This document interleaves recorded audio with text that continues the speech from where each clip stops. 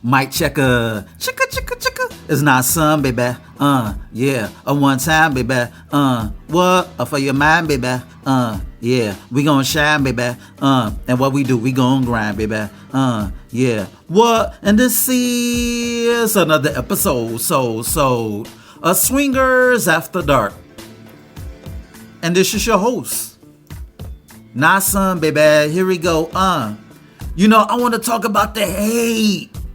Yes, the hate. I want to talk all about the hate. You know what I'm saying? Because guess what, family? When you become successful, hate comes with the territory. Yes, it comes with the territory, baby. Because if you don't have any haters, how can you measure your success? You understand me? Because people are not going to have resentment towards somebody who's not successful. It's like a grown-ass man trying to beat up a toddler. It's like it's not a fair fight. But when you become successful, you gotta embrace the hate and the criticism, baby. It's like, don't fight it. Welcome it.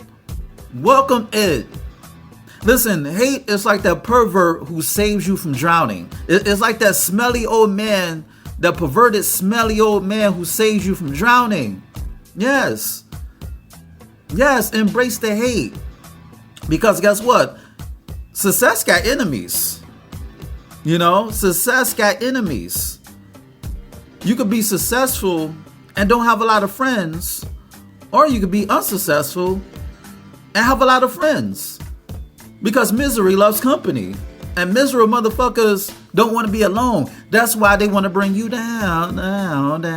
They want to bring you down. And the best way to deal with a hater is keep doing you. Keep doing your thing.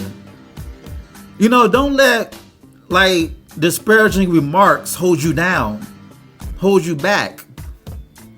Use it as fuel. It's like Michael Jordan. It's like how Michael Jordan will use hate.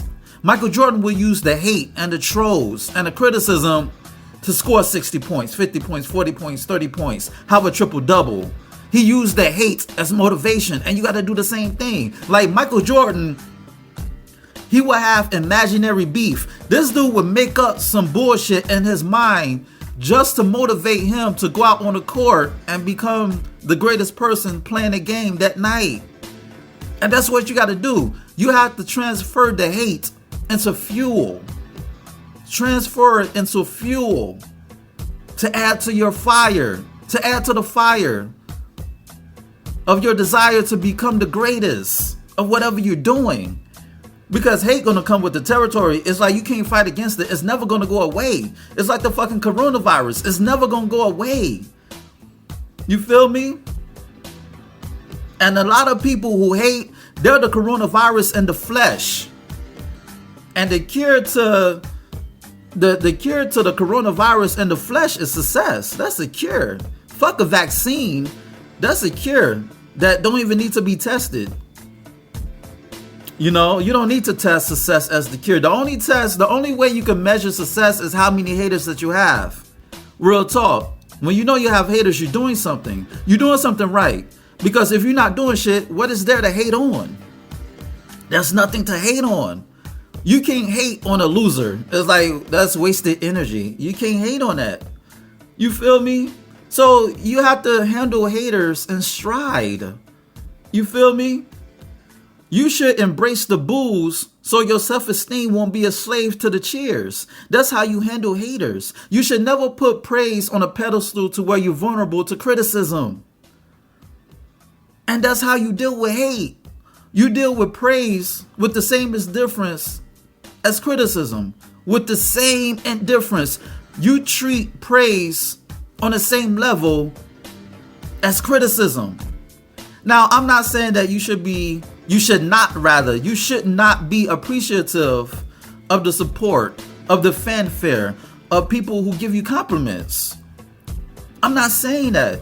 I'm just saying don't put praises on a pedestal to the point where you believe your own hype and you get gassed and you could easily get knocked off your square because you're so into yourself. You're so self-absorbed to the point where anybody could just come, knock your shit off, and then you're depressed because you don't have the fanfare that you used to have. And you have to understand that people are fickle. People are fickle. There's no guarantee they're going to love you next year. Everybody riding your coattails now. They're riding your wave. They love what you're doing. They're giving you all types of, all types of adulation. They shower you with praises and love and all that good shit, the yada, yada, yada. But there's no guarantee they're going to love you the next year. Because when something new comes, then they're going to follow that bandwagon. People love shiny things. It's like that new student who comes to class. It's like that new chick that you see on the school bus, or you see riding, the same school bus, or who comes to the same school. It's like that new boy or that new chick. It's like that new boy that the teacher caters to, and everybody else is jealous. You feel me? Everybody's jealous because everybody's treating the new student, the new chick, the new boy, the new girl, the new dude in class with love.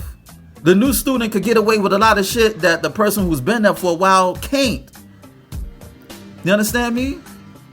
But then when that new student become old, it's like, the mystique is not there anymore. The mystery is not there anymore. The newness is not there anymore. There's no novelty to the new student, to the new person. There's no more novelty. Like, I was the new student all the time because I used to move around. My family used to move around.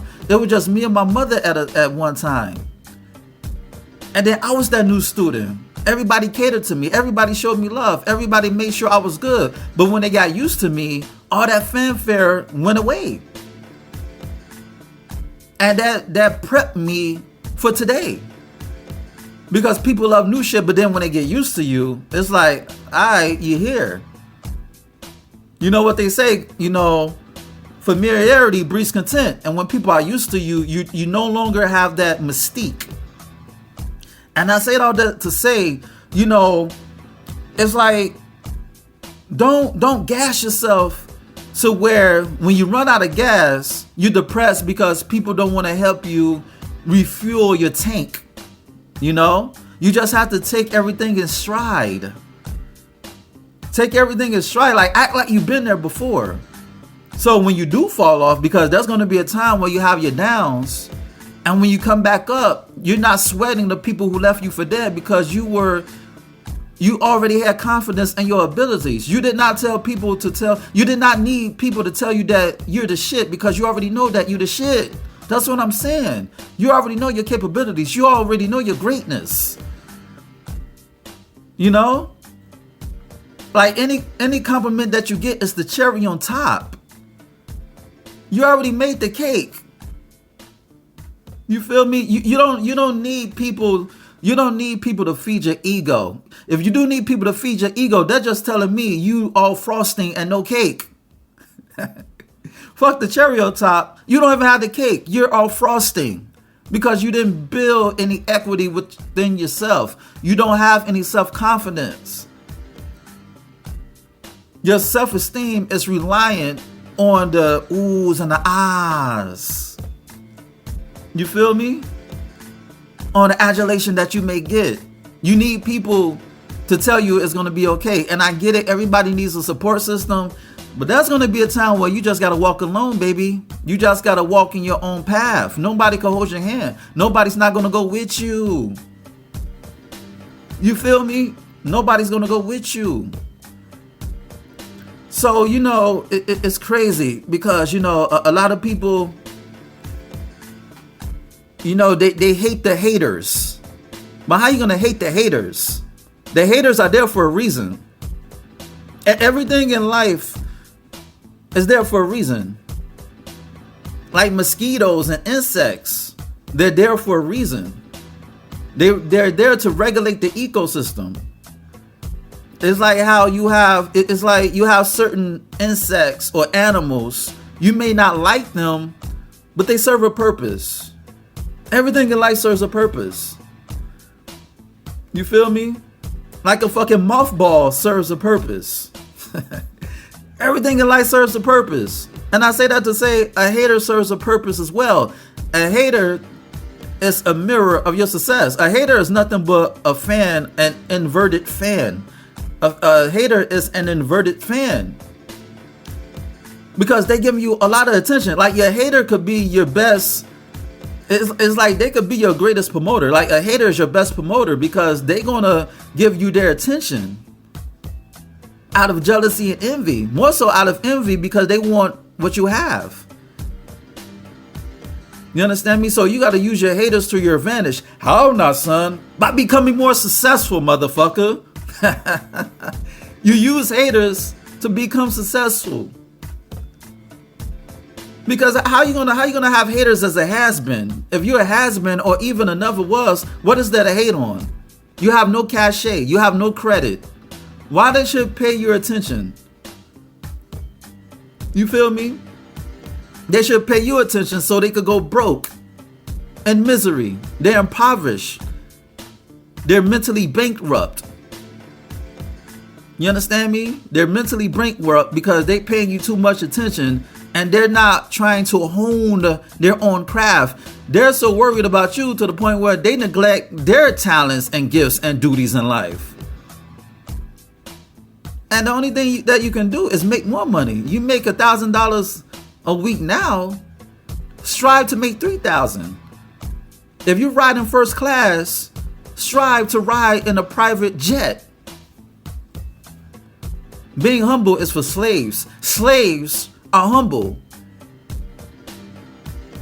You know, when people say you should be humble, man, fuck that. A slave is humble. You could be appreciative. Like you could be appreciative of the compliments. And, you know, I shouldn't say you should be humble, but at the same time, you know, act like you've been there before. It's like act like you've won before.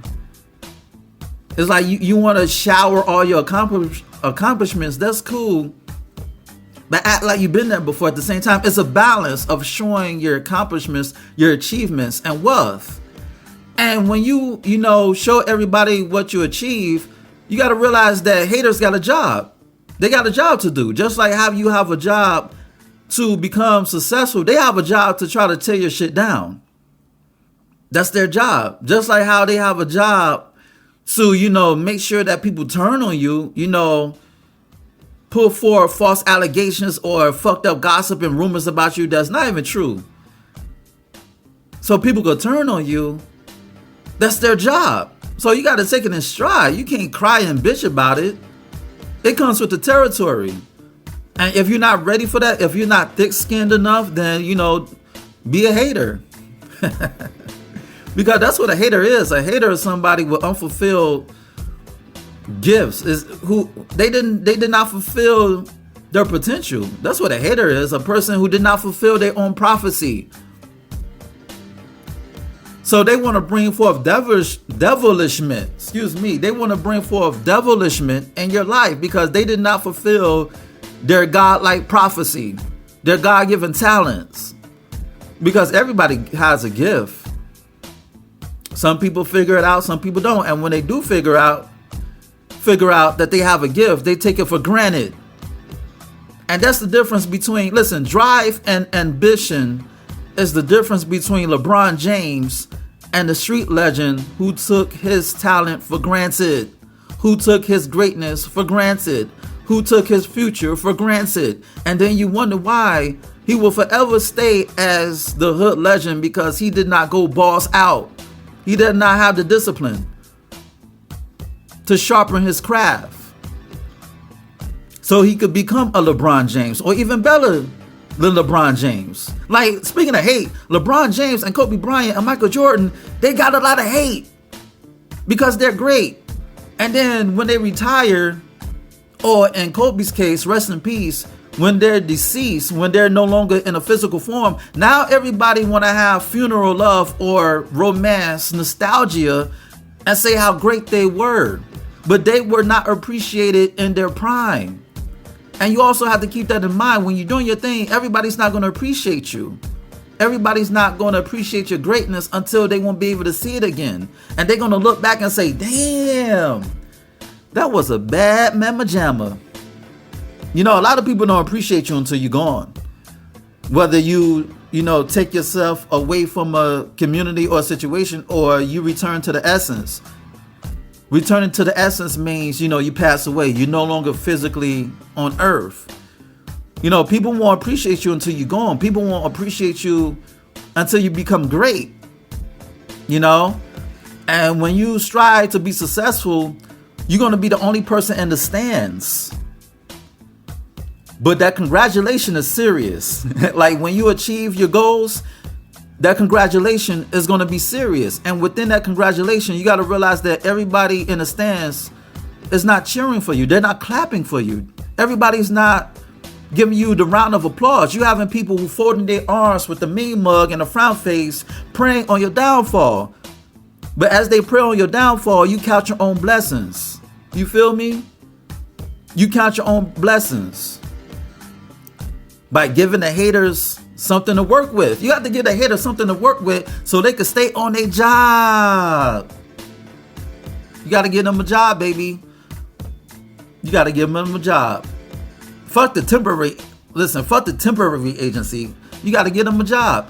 And on that note, this has been another episode of Swingers After Dark, and this is your host, Not Son, baby. Check out my website at www.notsonblaze.com. That's www.nahsunblaze.com. And check out my ebook, You, Me, Us, Them, The Swinging Manifesto. It's on Nook, Kindle, iBooks, Google Play. Go get it. Shoot me an email at swingpodcast@gmail.com. That's swingpodcast@gmail.com. Hit me up with any questions or concerns that you may have. Rate, share, subscribe, and comment on this podcast. Dig. And on that note, until next time, peace.